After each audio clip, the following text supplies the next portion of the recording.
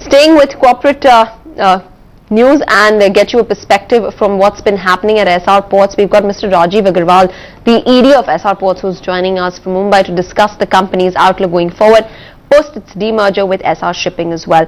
Mr. Agarwal, thanks very much for joining in. Like pointed out, Essar Ports has recently demerged from Essar Shipping. Post the demerger, what is the road ahead?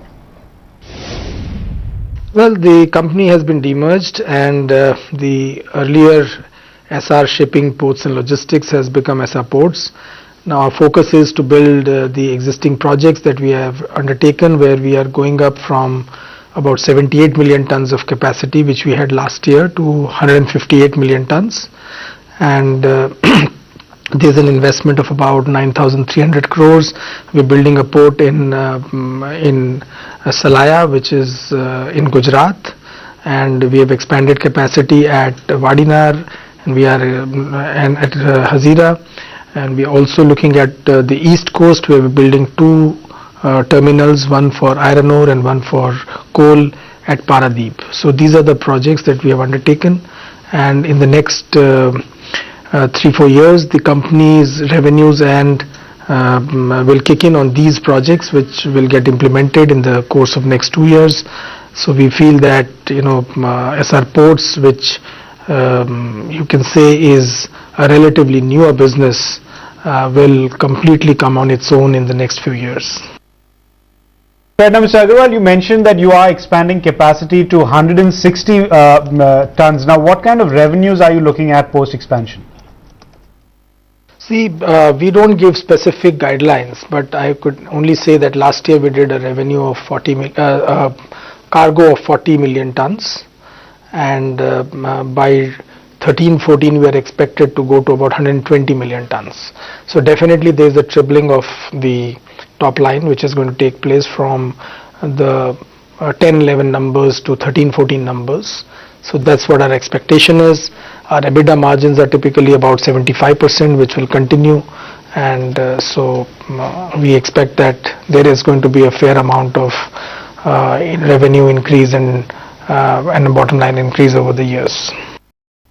Right, Mr. Agarwal, that's almost doubling of the capacity. How do you plan to fund this expansion? See, these projects which we have undertaken for about 160 million tons, is the expenditure is about 9,300 crores, out of which we have already done about 6,100 crores by the end of financial year 10-11.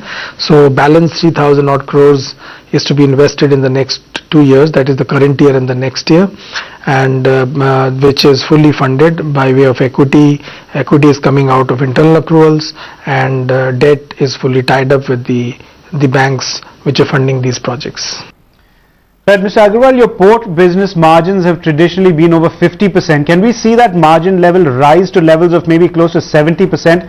And also tell us which is the level your peer Mundra port clocked in in the last financial year? Well, in FY11 we had I think about 76% EBITDA margins. So we are probably the as far as EBITDA margins are concerned, Essar Ports is probably the best in the industry, and we hope to continue on that and do even better. Right. Mr. Agarwal, on an independent standalone basis for the ports business, what will be the fundraising plan over the next 3 years, especially on the debt side? Well, debt of course has to be raised for the balance 3,000 crore investment, and if there are any new projects coming in, then definitely we will look at those also, but at the moment this is what we have. On the equity side, we have to go down to the promoter holding currently is about 83%, which has to go down to 75%, so for which we have next 2 years. So for that and for any new projects that may come in, we may look at having additional equity in the next 2 years. And you also mentioned that you would need to dilute promoter stake. So what would the route be adopted for this dilution? We have not yet finalized anything, but definitely we would look at an additional equity as opposed to diluting the existing promoter holding. All right, Mr. Agarwal, one final word from you then. Also going forward, will the port capacity now be diverted for more than third-party contracts, or will the dependence on SR Group companies continue? See, by 13-14, which is the year, first year where all the projects will get fully implemented, we are expecting third-party business to be about 30 million tons, and about 30% of our total portfolio will be third party. So, which is a very healthy number, because 30 million tons of cargo is not a small number, and the overall cargo could be about 120 million tons of utilization. So, we are moving well ahead on that side also. And we expect that as the time progresses, more and more third-party customers we should be able to get in. All right, Mr. Agarwal, thanks very much for coming in and walking us through your company's growth outlook. Thanks very much for that. Before we take a break.